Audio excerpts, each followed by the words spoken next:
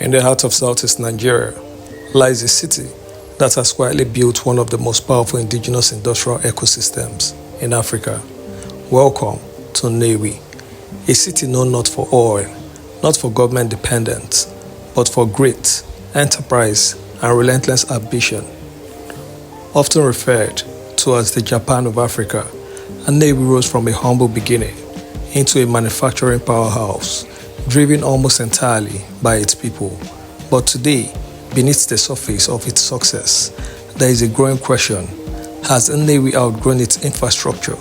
Because while its industries continue to expand, its road, drainage systems, urban planning, and public utilities are struggling to keep up. This is the story of a city that built itself, but now stands at a crossroads, a city long overdue for transformation.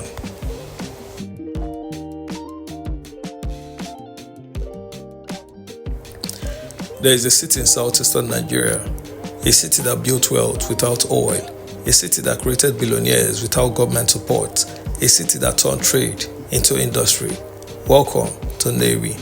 At first glance, it feels like any other busy Nigerian town: bustling markets, endless movement, the constant hum of commerce. But beneath this surface lies something far more powerful. Nnewi is not just a city, it is a phenomenon, a place where ambition is inherited, where success is expected, where young boys grow into industrialists, and where failure is simply not an option. For decades, Nnewi has been called the Japan of Africa, not because of its size, but because of its spirit, a spirit built on discipline, on reinvestment, and on an unbreakable circle of mentorship and growth. But today, something is changing, because while Nnewi continues to grow economically, its foundation, its infrastructure, its urban structure is beginning to crack. Roads are breaking down, floodwater are rising, traffic is becoming unbearable, and the question on everyone's mind is simple: has Nnewi outgrown itself?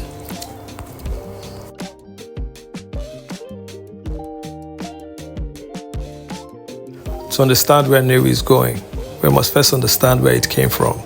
Decades ago, Nnewi was just another trading town in eastern Nigeria, but something unique began to emerge: a culture of apprenticeship, mentorship, and reinvestment.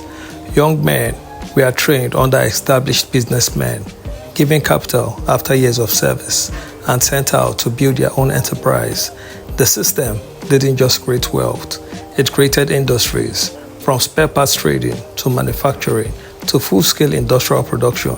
Companies like Innoson vehicle manufacturing, Ibeto Group, and Chikasin all emerged from this very soil. And suddenly, Nnewi wasn't just a town anymore. It became Nigeria's auto spare parts capital, a city powered not by government, but by private sector dominance.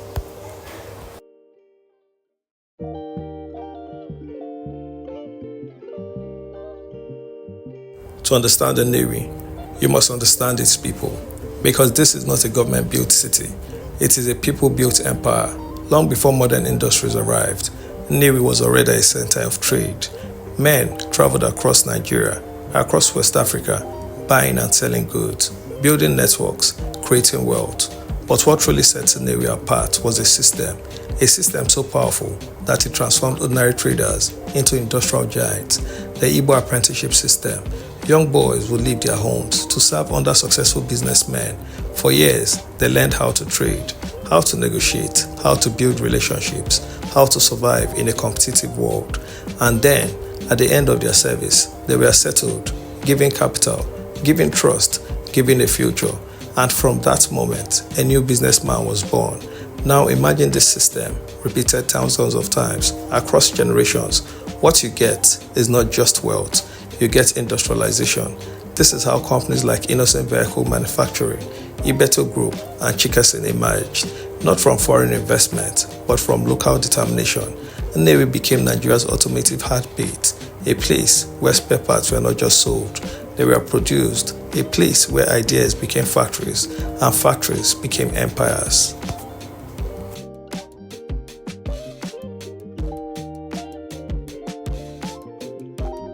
But rapid growth comes with consequences.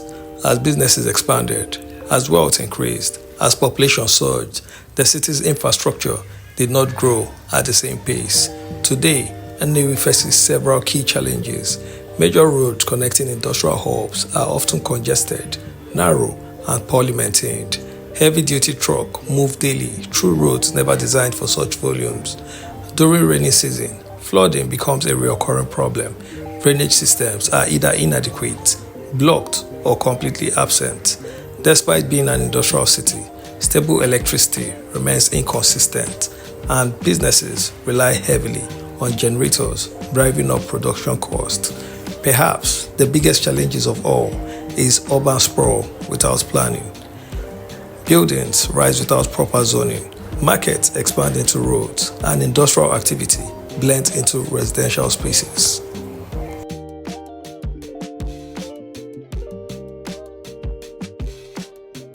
But success can sometimes create its own problem. As businesses grew, so did the population. As industries expanded, so did the demand for space. As wealth increased, so did construction. But there was one thing missing: planning. Nnewi grew fast, too fast, faster than its infrastructure could handle. Today, the roads tell the story. Narrow roads, now forced to carry heavy-duty trucks. Roads built for smaller towns, now struggling under industrial pressure. Every day, goods moving in and out of the city. But the pathway meant to support this movement are failing. And then, there is the rain. When the rain comes, the city changes. Water fills the street. Drainage systems overflow. Entire areas become difficult to navigate. What should be a natural occurrence becomes a crisis. And yet, the industries keep running because in Nnewi, businesses never stops.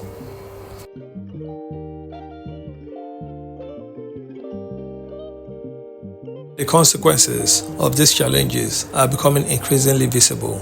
For businesses, increased transportation delays, higher operational costs, and reduced efficiency. For residents, traffic congestion, poor sanitation, and reduced quality of life. For investors, hesitations, uncertainty, and lost opportunities. A city that should be attracting global investors is instead being held back by basic infrastructure limitations. But these challenges come at a cost that is not always visible, but deeply felt. For business owners, delays mean losses. Damaged roads mean damaged goods. Traffic means missed opportunities. For residents, it means stress, longer travel times, unpredictable conditions, and lower quality of life. And for investors, it creates doubt, because no matter how strong a city's economy is, infrastructure is what sustains it. Without it, growth slows down, opportunities disappear, and potential remains unrealized.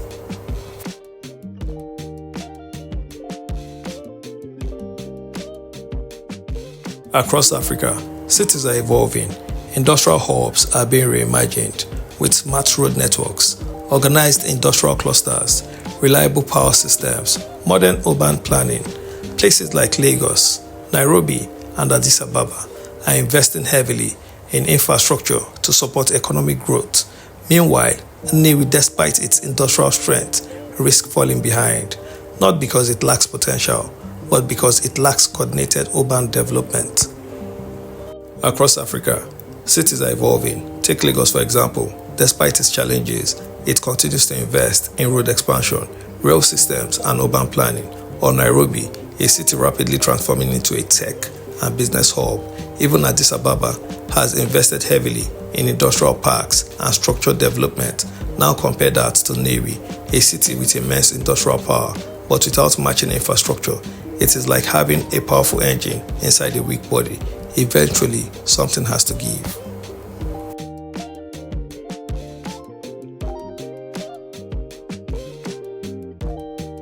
Despite the challenges, there are signs of change. The government of Anambra has begun recognizing the importance of Nnewi as a strategic economic hub. Recent efforts include road rehabilitation projects, expansion of key transport routes, urban renewal discussions. Private sector players are also stepping in. Estate development, industrial expansions, and community-driven infrastructure projects. But the question remains, is it enough? But all hope is not lost. Because change is beginning to happen. The government of Anambra State has started to recognize that Nnewi is too important to ignore. Road projects are being discussed. Urban renewal plans are being proposed. There is a growing awareness that something must be done. At the same time, private individuals are stepping in, building estates, improving local infrastructure, investing in development. But the truth is, incremental change is not enough. Nnewi does not need small fixes. It needs a complete transformation.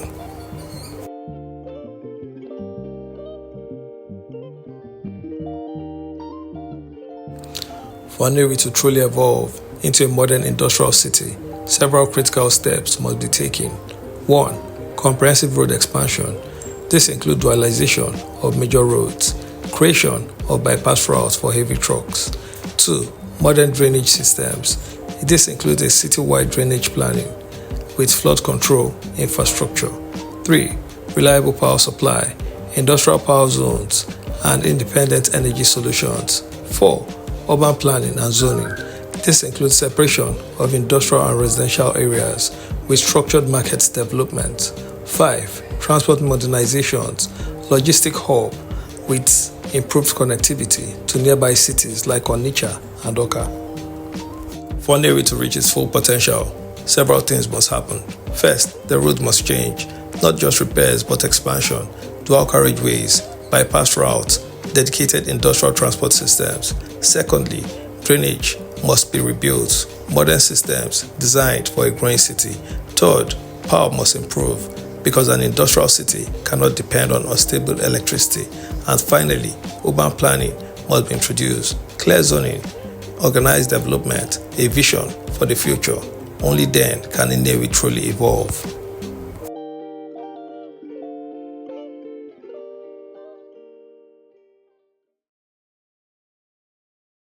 Unlike many cities, Nnewi has something powerful: billionaire industrialists, men who built empires from the scratch. The question is, can they come together to drive collective urban transformation? If public-private partnerships are properly harnessed, Nnewi could become Africa's leading indigenous industrial city, a model for self-built economic ecosystems. If there is one thing history has proven, it is this: never underestimate Nnewi. Because this is a city that built itself against all odds, a city where ordinary people did extraordinary things. If its business leaders, its government, and its people can come together, there is no limit to what Nnewi can become.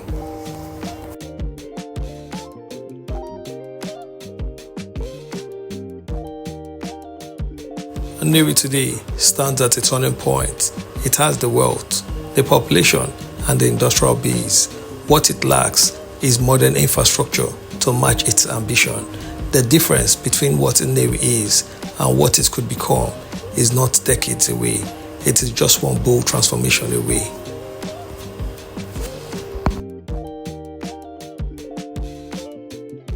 Nnewi is not a broken city. It is not a failed city.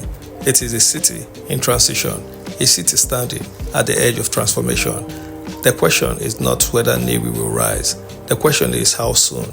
Because when it does, it will not just transform itself, it will inspire an entire continent. Nnewi is not a failing city. Far from it. It is a successful city in need of reinvention, a giant waiting to be fully awakened. And when it does, it may not just transform itself, it may redefine what is possible for indigenous African cities. If you believe Nnewi deserves better infrastructure, if you believe in the future of southeastern Nigeria, then this is your moment. Like the video, share your thoughts in the comments, and subscribe for more deep stories on African development.